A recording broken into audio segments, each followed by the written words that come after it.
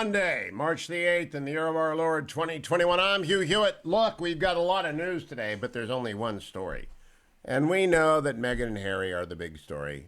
And I'll talk about that later this hour. Fetching Mrs. Hewitt and I were out to dinner last night, outdoor, socially distanced, masked up, and under a heater.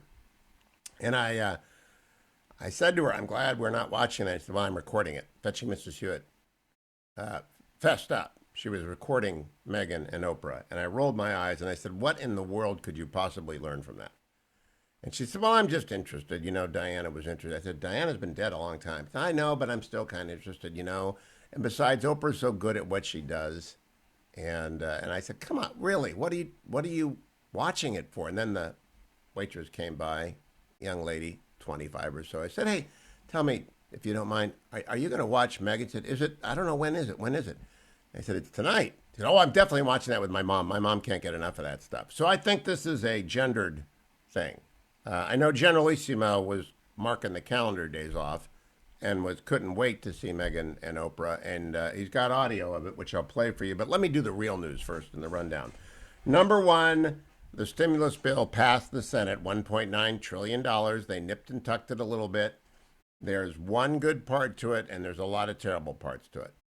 The good part to it is I like the child tax credit. I like that. I like $300 per child in America monthly under the age of 17 is going to start, and we'll try it for a year, and we see how it goes. And I'm going to talk about this later in the show. Parents, to the extent you can, start saving that in a tax-free growth. They're called 527s, I think. I don't know.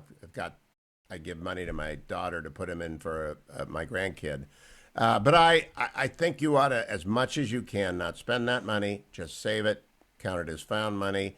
For as long as it goes, you'll be setting them up in life.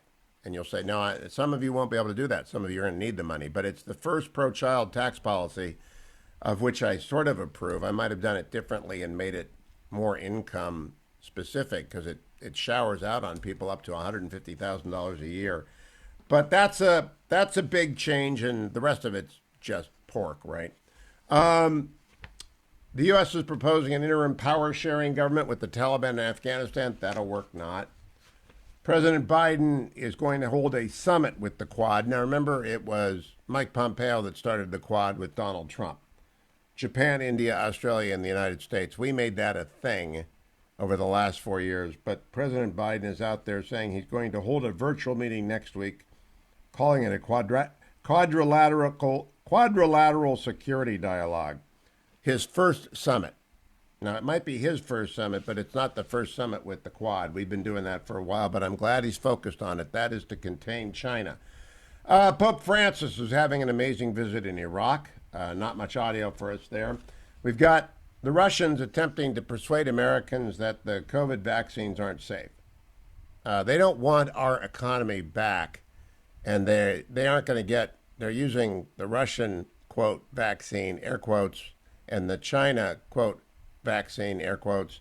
They want to undermine Pfizer's vaccine. Don't let them believe it. It's great. I've had half of it. It's working. It is driving down rates across the world where it's in use. And we are grateful for the Pfizer vaccine, the Moderna vaccine, and the Johnson & Johnson vaccine. By the way, there are minor differences between them. Take the first one you can get. Whatever is the first one you can get, take it. Meanwhile, from abroad, from the defense minister of Iran, we will raise Tel Aviv and Haifa if Israel attacks us. Now, we're used to that, but always good to have genocide in the morning. Meanwhile, Israeli F-15 jets and two B-52 bombers flew through Israeli airspace on Sunday, demonstrating to the mullahs in Tehran that if they pull the trigger, or if the trigger gets pulled by Hezbollah or by anybody, or if they get too close to a nuke, plenty of capability to level everything that needs to be leveled. They're getting close to elections, 2 weeks away in Israel. There's a great story in the Times of Israel, which I posted last night. Tippecanoe and Lapid too. U.S. pollsters import American-style campaigns to Israel. Apparently, if you're a pollster, you can make coin in Israel's endless elections. In Burma, as I call Myanmar, because I can never remember Myanmar, there is a amazing Roman Catholic nun who has an iconic picture now of Sister Anne Rosa Nu Tuong. And she is kneeling in front of the security forces, begging them to stop shooting people. Great picture. I posted that. Great story from the Financial Times this morning on the collapse in Brazil. Last year, one child was killed in Rio on average every month by a stray bullet. One child a month. And, quote, Brazil is reeling from overlapping crises. The economy has barely grown for almost a decade, held back by the collapse of the commodities boom. With one of the most virulent variants of the virus spreading rapidly in Brazil, many countries have closed off travel to the Latin American giant.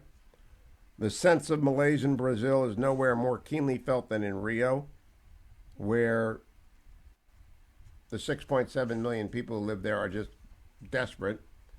The state has an epidemic of violence and an inability to prevent children from being caught up in the crossfire. According to a new study, almost 60% of Rio's territory is now controlled by so-called militia. So it's descended into, it's getting close to a failed state there. Speaking of failed states, a failed almost state. I spent a lot of time yesterday researching what's going on in the homeland. For me, that's Scotland. The Hewitts are from the lowlands of Scotland by way of Ulster Plantation. So we are the palest people in the world. I watch Shetlands on Amazon Prime, and I feel like I'm home. I think we must have come from the Shetlands, because that's pretty much, I want to live there. There are only 20,000 people, and there are islands with 70 people on it. I think that's the perfect place to originate the Hugh Hewitt Show from. But for a long time, the Scots have been agitating to be let out of the United Kingdom, and they had a referendum that lost a few years ago. And they've had a Scottish Nationalist Party, which are just left-wingers in the disguise of something else. And it was run for a long time by Alex Salmond, who gave way to Nicola Sturgeon, who then promptly put the knife in his back and started to jab repeatedly. And it's the consequence of this is that people are losing faith in the ability of Scotland to govern Scotland, because the two biggest Scottish nationalists are fighting like clans going to war over cattle. And it's really quite wonderful. A divisive scandal grips Scotland before key election. First Minister Nicola Sturgeon's public falling out with her predecessor risks escalating at a critical time.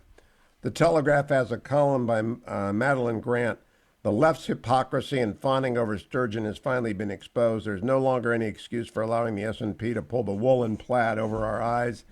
And then the Salmon and Sturgeon battle, an A to Z guide to the explosive scandal at the top of Scottish politics.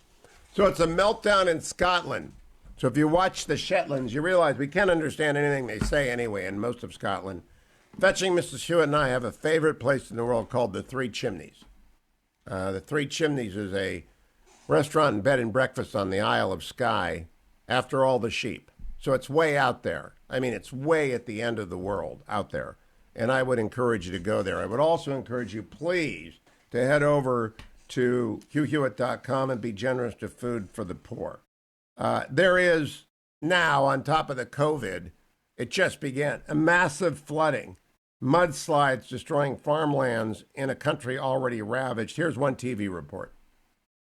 This yellow boat is from the Food for the Poor fishing villages. They were sent to help rescue people from their rooftops. The president and CEO, Ed Rains, says they will continue to provide for those in need and need your help. So we've sent containers out already that have everything you might need to respond in these type of situations. And we're going to continue to send things out. A special donation page has been created for anyone who wants to help.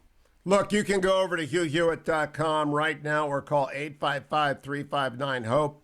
We really need your help during our March campaign for Food for the Poor. Please go to the banner at the top of HughHewitt.com. Click on Food for the Poor. Be as generous as you can be. $111 feeds 3 hungry children for 6 months. Dig deep.